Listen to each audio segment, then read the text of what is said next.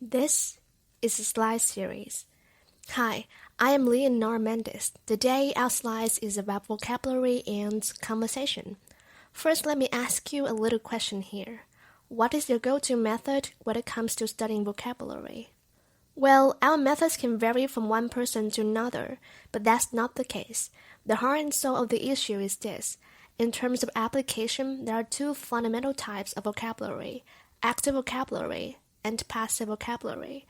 This isn't anything to do with active or passive voice in grammar.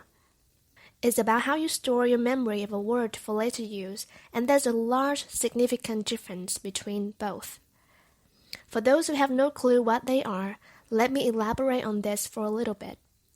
Active vocabulary includes all words that you can think of and use right away when you're in the process of communicating.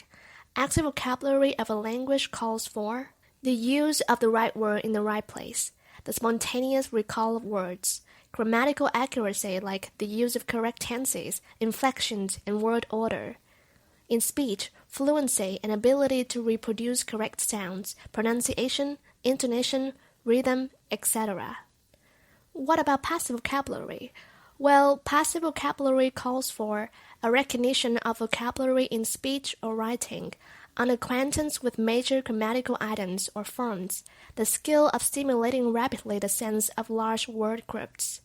In other words, passive vocabulary includes the words you can recognize and understand, but can come up with on your own when writing and speaking. It's easy to forget or ignore this significant difference when you're learning words. As language learners, we often mistakenly think that we know a word because we have no trouble understanding it when other people use it.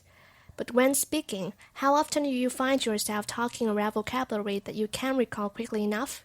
Well, a lot. Now you can grasp the nuts and bolts of first issue. So the next question here is, how can we turn our passive vocabulary into active vocabulary?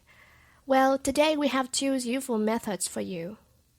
First, think about a specific set of vocabulary that is important to you as a student, as a businessman, as a technology specialist.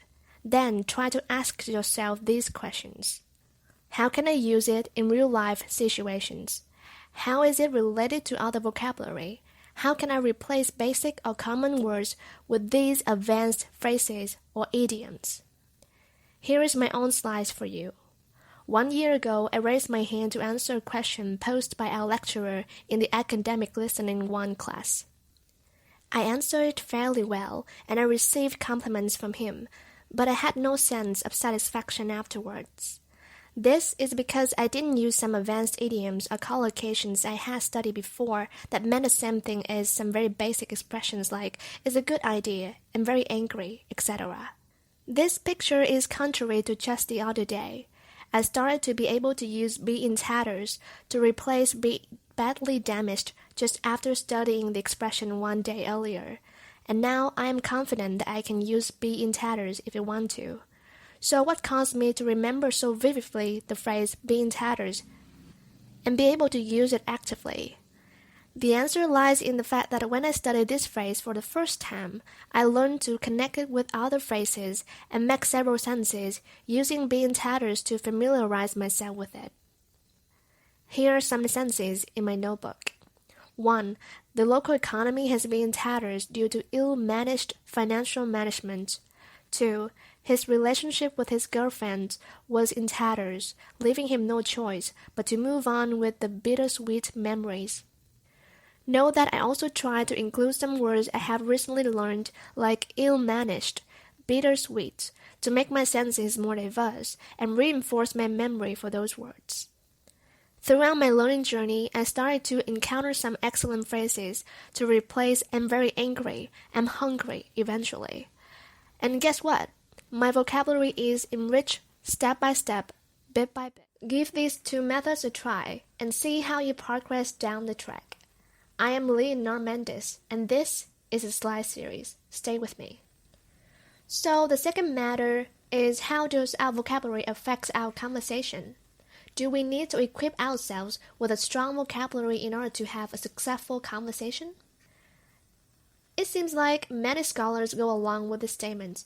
The simple explanation is having an extensive vocabulary will help you express yourself clearly and communicate well with clarity. However, vocabulary should not be our only ultimate goal for communication efficiency. Why?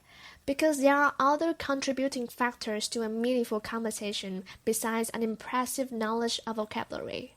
So what are they?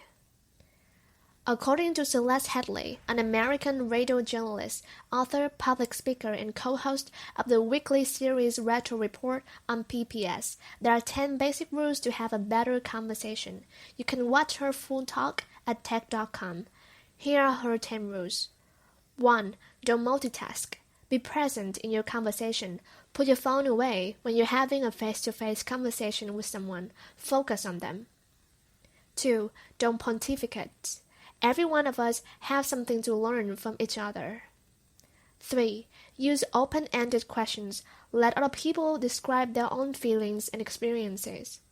4. Go with the flow. Let ideas come and go. 5. If you don't know, say you don't know. 6. Don't equate your experience with theirs. All experiences are individual. 7. Try not to repeat yourself. 8. Stay out of the weeds. Forget the details. 9. Listen. 10. Be brief. Be interested in other people. Prepare to be amazed. You don't see the word lexicon and vocabulary in the list, right? Now it's time to wrap up our first episode. Today we covered what active and passive vocabulary are, how we can turn the latter into the former as much as possible, and how we can hold a conversation efficiently in our daily life. This is a slide series, and thanks for watching. See you next time.